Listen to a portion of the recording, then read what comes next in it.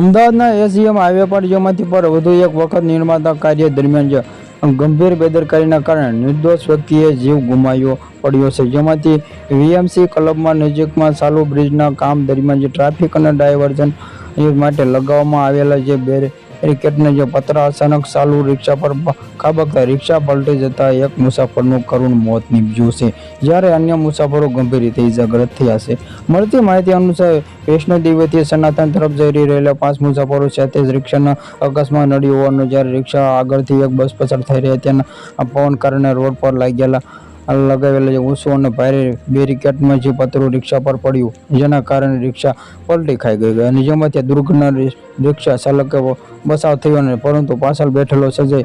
નામનો યુવક મૃત્યુ થયો હતો, જ્યારે અન્ય મુસાફરો ગંભીર રીતે ઇજાગ્રસ્ત થયા હોવાનું નોંધાયું છે. કે બિહારની અમદાવાદમાં કન્સ્ટ્રક્ટર સાઇટ પરથી મજૂરી આવેલા શ્રમિકો સવાર હતા, જેમાં ઘટનાની જાણ થતાં સ્થાનિક પોલીસે 108ની ટીમ તાત્કાલિક ઘટનાસ્થળે પહોંચી હતી. તમામ ઇજાગ્રસ્તોને કાટમાળની બહાર કાઢી સિવિલ હોસ્પિટલ ખસેડવામાં આવ્યા હતા અને હોસ્પિટલમાં પહોંચતા ડોક્ટરોને એક મજૂરને મૃત જાહેર કર્યા હતા, જેમાંથી જે અન્ય મુસાફરો પણ હાલ ગંભીર હાલતમાં સારવાર હેઠળ છે. Subscribe my channel, like, share.